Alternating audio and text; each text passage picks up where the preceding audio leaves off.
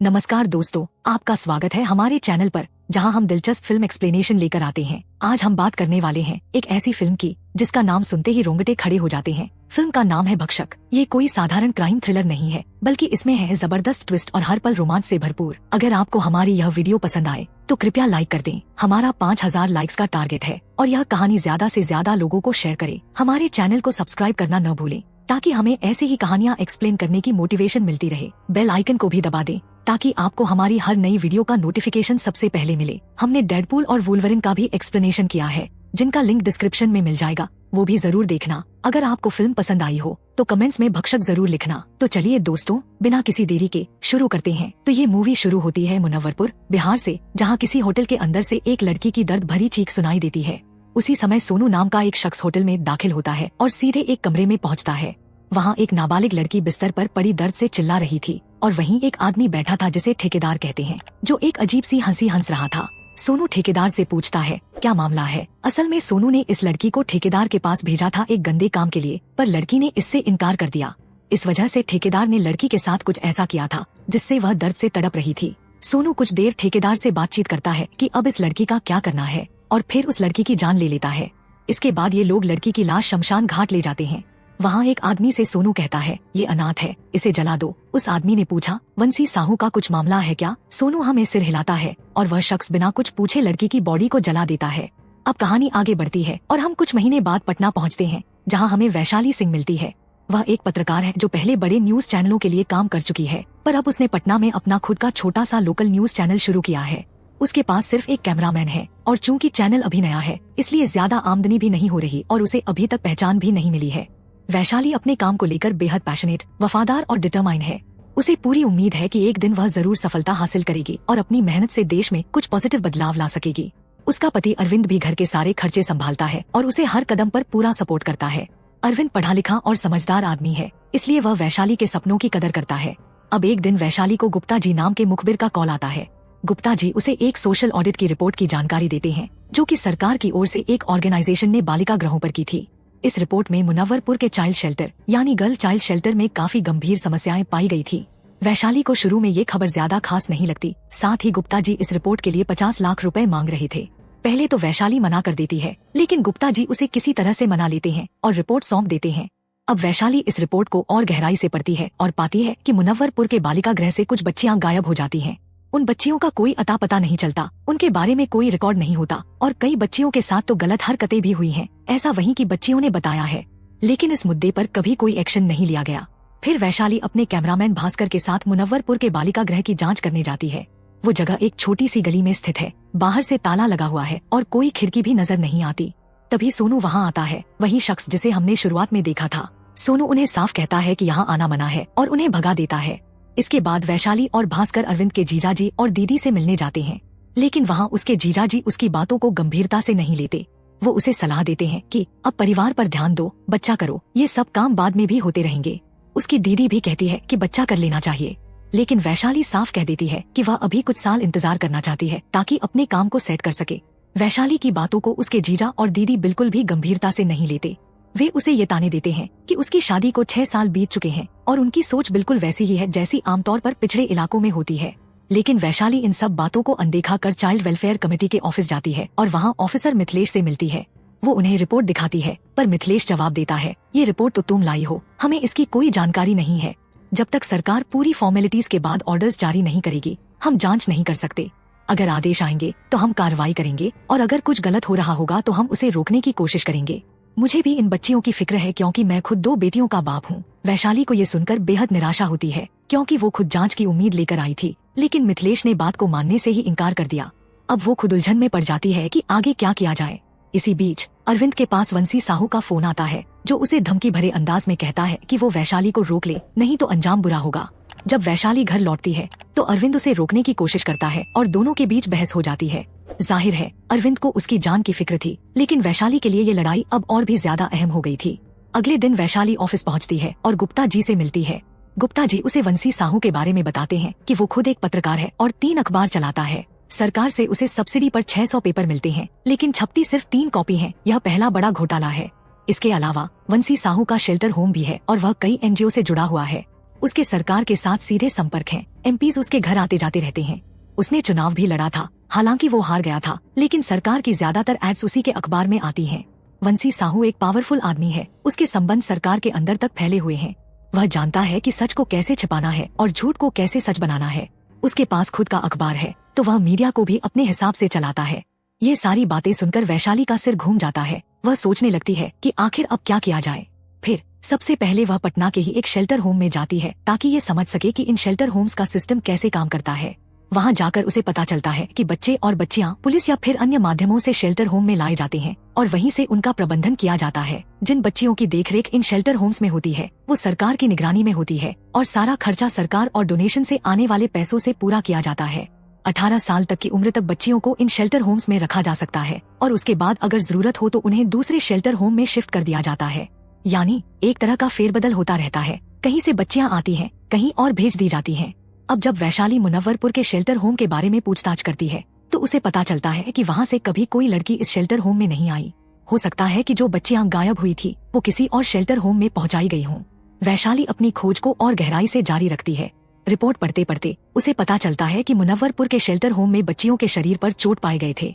कई बच्चियों ने बताया कि उनके साथ बहुत ही बुरी तरह से दुर्व्यवहार किया गया था। छोटी हो या बड़ी, किसी को भी बख्शा नहीं गया था। कई बच्चियां इतनी ट्रॉमा में चली गई थी कि अब कुछ बोलने की हालत में नहीं थी, बस दिन भर डर के साए में जीती रहती थी। ये सब पढ़कर वैशाली के रोंगटे खड़े हो जाते हैं। वह समझ जाती है कि यहाँ कुछ बहुत बड़ा और गलत हो रहा है।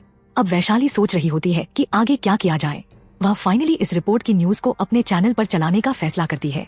जैसे ही ये खबर बाहर आती है, वंशी साहू उसे बुलाता है।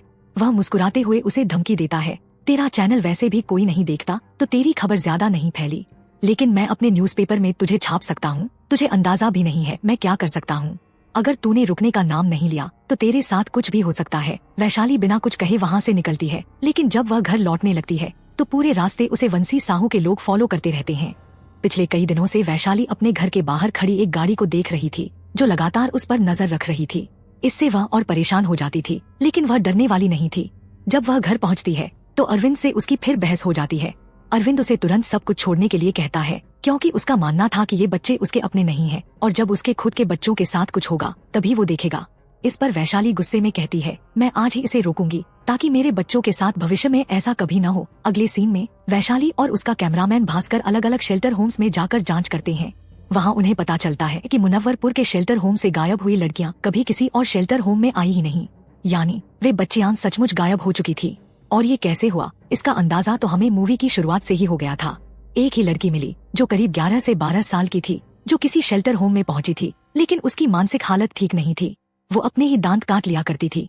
इसी दौरान उन्हें एक लड़की सुधा से भी मिलती है, जो पहले मुनव्वरपुर के शेल्टर होम में काम कर चुकी थी। लेकिन जैसे ही वैशाली उससे कुछ पूछने की कोशिश करती है, डर के मारे उसके मुंह से एक भी शब्द नहीं निकलता। वैशाली उसे हिम्मत देती है और आखिरकार सुधा ऑफ रिकॉर्ड सब कुछ बताने के लिए तैयार हो जाती है। अब सुधा की जुबानी हम मुनव्वरपुर के शेल्टर होम की असली कहानी जानने वाले थे। सुधा बताती है कि उसके पिता ने उसे मुनव्वरपुर के शेल्टर होम में बतौर कुक काम पर लगवाया था। जब वह वहां पहुंची तो उसे बेबी रानी नाम की एक महिला मिली, जो उस शेल्टर होम की ग्रैंड माता मानी जाती थी। बेबी रानी ने सुधा को सारा काम समझाया और सख्त हिदायत दी, यहाँ किसी चीज से तेरा कोई मतलब नहीं, बस चुपचाप खाना बना और चुप रह। सुधा ने देखा कि वहाँ बच्चियों को एक हॉल में रखा जाता था, जहाँ उन्हें जमीन पर सुलाया जाता था। उन्हें बिल्कुल जानवरों की तरह रखा जाता था, बल्कि उससे भी बदतर हालत में। यह सब देखकर सुधा को बहुत अजीब लगा। एक दिन वहाँ की एक लड़की ने सुधा को चेतावनी दी, यह जगह सही नहीं है, तू जितनी जल्दी हो सके यहाँ से भाग जा। सुधा को ये बात समझ नहीं आती और बेबी रानी उस बच्ची को बेदर्दी से पीटती है।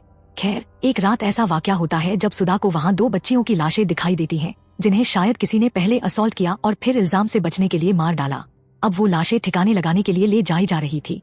बेबी रानी खुद भी वहाँ मौजूद लोगों के साथ इंटीमेट होती है और कई मासूम बच्चियों को भी जबरदस्ती मारपीट कर आदमियों के पास भेजती है।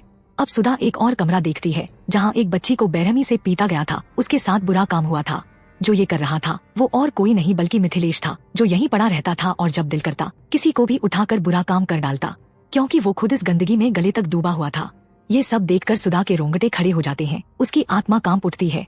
फिर वो वही बच्ची उसे समझाती है कि यहाँ से भाग जा, नहीं तो अगर किसी को भी शक हो गया कि वो उनके लिए खतरा बन सकती है तो उसे भी मार दिया जाएगा या फिर गायब कर दिया जाएगा। अगले दिन वंशी साहू शेल्टर होम आता है। एक आदमी उससे कहता है कि किसी ने एडल्ट फिल्म देखकर एक बच्ची के साथ कुछ ऐसा कर दिया है कि वो 5 दिन से नॉर्मल नहीं हो पाई है। वंशी साहू उस बच्ची को खत्म करने का हुक्म देता है। ये लोग तो जानवरों से भी बदतर थे, या यूँ कह लो राक्षस से भी ज्यादा खतरनाक। अब वंशी सुधा से मिलता है और उसे पसंद कर लेता है। बेबी रानी उसे समझाती है कि अगर उसे यहाँ जीना है तो वंशी जी को खुश रखना पड़ेगा। सबसे गंदी बात ये थी कि उस जगह ये सब आम बात थी। वहाँ का लोकल डॉक्टर भी सब जानता था, लेकिन किसी को कोई फर्क नहीं पड़ता था, उल्टा सब मजे लेते थे। फिर एक दिन वहाँ पार्टी होती है जिसमें वंशी, उसके लोग और उनके जानने वाले आते हैं। जो भी उन्हें पसंद आता उसे उठा लेते और उसके साथ जो चाहते वो करते। ये सब ऐसे ही चलता रहता था। उसी दिन ठेकेदार ने मूवी की शुरुआत में दिखाई गई लड़की को भी असॉल्ट किया था, पर मौका पाकर सुधा वहाँ से भाग जाती है और अब वो शेल्टर होम में सेफ है। लेकिन मुनव्वरपुर का शेल्टर होम सच में नरक की भट्टी से कम नहीं है। वो मासूम बच्चियां तो रोज उस शेल्टर होम की भट्टी में जल रही थी, लेकिन सुधा किस्मत वाली थी जो वहाँ से बचकर निकल गई। ये हकीकत जानकर वैशाली की भी आत्मा अंदर तक काम जाती है, क्योंकि रिपोर्ट में जो लिखा होता है वो असल दर्द से बहुत अलग होता है। असली पीड़ा कुछ और ही होती है। इसी वक्त वैशाली और भास्कर के बीच थोड़ी बहुत बात होती है और वहीं वैशाली पक्का फैसला कर लेती है कि चाहे कुछ भी हो जाए वो उन बच्चियों को बचाकर रहेगी और उन्हें इंसाफ दिलाएगी। वैशाली अरविंद की दीदी के घर जाती है, जहाँ वे लोग उसे समझाते हैं कि इस मामले में मत पड़, इसमें बहुत बड़ा खतरा है। लेकिन अब वैशाली का इरादा अडिग था, उसे कोई रोक नहीं सकता था। फिर वो अरविंद के जीजा सुरेश से बात करती है, जो पेशे से वकील हैं। वैशाली उनसे मदद मांगती है और कहती है कि वो राज्य सरकार के खिलाफ PIL फाइल करें, ताकि मुनव्वरपुर शेल्टर होम के खिलाफ जांच और कार्रवाई हो। वंशी को जब ये खबर मिलती है तो वो बुरी तरह घबरा जाता है और समाज कल्याण विभाग के मंत्री रजनी सिंह के पति बृजमोहन से मिलता है। बृजमोहन उसे तसल्ली देते हैं कि सब कुछ संभाल लेंगे और वंशी को फिक्र करने की जरूरत नहीं है। लेकिन वो वंशी को सख्त हिदायत देते हैं कि इस वक्त कोई गलती नहीं होनी चाहिए, क्योंकि मामला बहुत ऊपर तक पहुंच चुका है और ऑर्डर्स आ चुके हैं कि वैशाली को एक खरोंच भी नहीं आनी चाहिए। अगर एक महिला पत्रकार के साथ कुछ भी ऊंच नीच हो गई तो मामला हाथ से निकल सकता है। वंशी का गुस्सा भड़कता है और वो कहता है, सरकार अपनी सेफ्टी चाहती है, लेकिन अगर मैं फंसा तो सबको लेकर डूबूंगा, पहले मुझे बचाओ। फिर वो शेल्टर होम पहुंचता है और गुस्से में कुछ बच्चियों पर जुल्म ढाने लगता है, उन्हें मारता है ताकि वो किसी से कुछ भी ना कह सकें। वो ये दिखावा करता है कि जैसे वो उनका बहुत बड़ा एहसान कर रहा हो, कि वो उन्हें पाल पोस रहा है। अब वंशी सोनू से कहता है कि उस वकील का पता लगाए जिसने PIL फाइल की है। सोनू उसे ढूंढ नहीं पाता, लेकिन सुरेश पर शक होने लगता है। वंशी अपने गुंडों के साथ सुरेश को बुरी तरह पीट देता है। जब वैशाली हॉस्पिटल में सुरेश को देखने जाती है तो सुरेश उस पर गुस्सा फोड़ता है और कहता है, मैंने तो वो PIL फाइल की भी नहीं थी। ये बात काफी शॉकिंग थी कि अगर सुरेश ने PIL फाइल नहीं की तो फिर किसने की। अब यहाँ सभी लोग वैशाली पर गुस्सा करने लगते हैं, लेकिन अरविंद उसकी तकलीफ को समझता है और उसे पूरा सपोर्ट करने का वादा करता है। इसी बीच वैशाली पुलिस स्टेशन जाती है ताकि साहू और उसके आदमियों के खिलाफ रिपोर्ट दर्ज करवा सके कि उन्होंने उसके जीजा जी पर हमला किया है। लेकिन जैसे कि अंदाजा था, पुलिस वाला उसकी बात सुनने को तैयार ही नहीं होता। इससे वो काफी हताश हो जाती है। लेकिन वैशाली ने पहले ही ठान लिया था कि वो ये मामला लोगों तक जरूर पहुंचाएगी, चाहे जो हो जाए। इसके लिए वो सोशल मीडिया का सहारा लेने का फैसला करती है और इसमें उसकी मदद करता है भास्कर का बेटा, जिसे सोशल मीडिया की अच्छी समझ है। अब वो हॉस्पिटल के बाहर एक वीडियो रिकॉर्ड करती है जिसमें वो बंसी साहू और उसके आदमियों के खिलाफ सारी सच्चाई उजागर करती है। साथ ही सुरेश पर हुए हमले की बात भी करती है। इस वीडियो से एक स्पेशल प्रोग्राम की शुरुआत होती है जिसका नाम वो रखती है भक्षक, जो इस मूवी का भी नाम है। इस प्रोग्राम में हर दिन केस की लाइव रिपोर्टिंग, कोर्ट की सुनवाई और अपडेट्स जनता तक पहुंचाई जाएगी। वो वीडियो सभी सोशल साइट्स पर अपलोड कर दिया जाता है। भले ही ये वीडियो तुरंत वायरल नहीं होता, लेकिन भास्कर बताता है कि मुनव्वरपुर के लिए एक उम्मीद की किरण आई है। SSP जसमीत गौर, जो कि एक तेजतर्रार और ईमानदार पुलिस अफसर हैं, अब वैशाली और अरविंद उससे मिलने जाते हैं। जसमीत सबसे पहले उस पुलिस वाले के खिलाफ एक्शन लेती है जिसने सुरेश पर हमला करने वालों की शिकायत दर्ज करने से मना किया था। फिर वो वैशाली से बात करती है और बताती है कि उसका वीडियो उसने पहले ही देख लिया था, लेकिन पुलिस का एक प्रोटोकॉल होता है। वो कहती है कि पहले जांच होगी, फिर एक्शन लिया जाएगा। जसमीत अपने कुछ अफसरों को बालिका गृह भेजती है सोनू को अरेस्ट करने के लिए, लेकिन साहू पुलिस वालों को अंदर घुसने ही नहीं देता और उन्हें वहाँ से भगा देता है। साथ ही ये भी बोलता है कि वहाँ कोई भी सोनू नाम का आदमी काम नहीं करता। इसी दौरान जसमीत अपने सीनियर अफसर से मिलती है, जो उसे ये कहते हैं कि ये केस बहुत सेंसिटिव है और अगर इसे सही से हैंडल नहीं किया गया तो ये बैकफायर कर सकता है। अब जसमीत वैशाली से मिलती है और उसे बताती है कि अगर सबूत नहीं जुटाए गए तो उसकी नौकरी भी खतरे में पड़ जाएगी। वो ये भी समझाती है कि केस कोर्ट तक नहीं जा सकता क्योंकि वंशी साहू अब सतर्क हो चुका है और उसकी पहुंच इतनी बड़ी है कि वो केस को जल्दी से खत्म करवा देगा। सुरेश पर हुए हमले को भी वो एक हादसा साबित कर देगा। जसमीत वैशाली को कहती है कि अब ठोस सबूत जुटाने के अलावा कोई रास्ता नहीं है। वैशाली इसके बाद एक योजना बनाती है कि समाज कल्याण विभाग के ऊपर प्रेशर डालना होगा ताकि कार्रवाई हो सके, क्योंकि ये मामला अब सरकार की नजर में भी है। इसी दौरान गुप्ता जी भास्कर से मिलने आते हैं और खुलासा करते हैं कि उन्होंने ही PIL फाइल की थी ताकि केस में नई परतें खुल सकें। इस पर भास्कर कहता है कि ऐसा करना सही नहीं था, क्योंकि इससे सुरेश को बेवजह मारपीट का सामना करना पड़ा। अब वैशाली एक और प्लान बनाती है। इस बार वो भास्कर को बृजमोहन के पास भेजती है। भास्कर वहाँ नाटक करता है कि वैशाली के पास सबूत आ चुके हैं और मिथिलेश सरकारी गवाह बन चुका है, जो बालिका गृह के अंदर की सारी सच्चाइयाँ उजागर कर रहा है। असल में ये सारी बातें सुधा ने बताई थी और भास्कर ने यहाँ सब कुछ सही से बता दिया, जिससे बृजमोहन थोड़े परेशान हो जाते हैं। इसी दौरान वैशाली अपने स्पेशल प्रोग्राम भक्षक में रोजाना के अपडेट्स देती रहती है। फिर गुप्ता जी एक नई खबर लाते हैं कि समाज कल्याण विभाग के एक अधिकारी की मौत हो गई है। हालांकि मौत की वजह कुछ और थी, लेकिन वैशाली को ये खबर अपने फायदे के लिए इस्तेमाल करने का आइडिया आता है। अब वैशाली एक और खबर ब्रेक करती है कि उस अधिकारी की हत्या इसलिए की गई क्योंकि वह मुनव्वरपुर बालिका गृह के बारे में सच्चाई जान चुका था। साथ ही वैशाली दावा करती है कि उसके पास इस साजिश के ठोस सबूत हैं और उन लोगों के नाम भी हैं जो इसमें शामिल हैं, जिसमें बड़े नेता और पावरफुल लोग भी हैं। वैशाली ने ये झूठी खबर फैलाई थी। इस खबर का असर होता है और राज्य सरकार से रजनी सिंह को आदेश मिलते हैं कि बालिका गृह के खिलाफ FIR दर्ज की जाए और जो लोग इसमें शामिल हैं उनकी गिरफ्तारी हो। ये खबर सुनकर वैशाली बहुत खुश हो जाती है, क्योंकि आखिरकार उसके प्लान का असर दिखने लगा था। तो वैशाली जसमीत को फोन करती है। जसमीत बताती है कि FIR महिला थाने में हो चुकी है, तो रेड पक्की है। बच्चियों को बाहर निकाल लेंगे, फिर उनका मेडिकल चेकअप होगा, लेकिन आखिर में उन्हें चाइल्ड वेलफेयर कमेटी की हेड मिथिलेश के सामने ही बयान देना होगा, तभी कुछ हो पाएगा। जसमीत कहती है, देखो केस थोड़ा कमजोर है, ज्यादा उम्मीद मत रखना। वैशाली पूछती है, अगर कोई सबूत मिल जाए क्या वंशी को अरेस्ट कर लेंगे? जसमीत जवाब देती है, हाँ, लेकिन इसके लिए एक ठोस सबूत और गवाह चाहिए। अगर ये हो गया तो सीधे एक्शन लिया जाएगा। इसके बाद वैशाली सुधा के पास जाती है, जो पहले तो साफ मना कर देती है, लेकिन वैशाली किसी तरह उसे समझा बुझाकर तैयार कर लेती है। सुधा बयान देती है और वैशाली इसे रिकॉर्ड कर लेती है। उस बयान में पूरी सच्चाई सामने आती है कि बालिका गृह में बच्चियों को नींद की दवाइयाँ दी जाती थी, फिर उन्हें बिना कपड़ों के सुला दिया जाता था। वहाँ पर कई लोग उनके साथ गलत काम करते थे। बेबी रानी और वंशी साहू भी यही करते थे।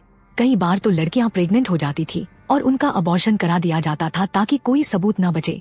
इस घिनौने खेल में वंशी, सोनू, बेबी रानी और मिथिलेश के साथ और भी कई लोग शामिल थे। आखिरकार जसमीत एक्शन लेती है और बालिका गृह में छापा मारकर उन बच्चियों को बाहर निकालती है। वंशी को गिरफ्तार कर लिया जाता है।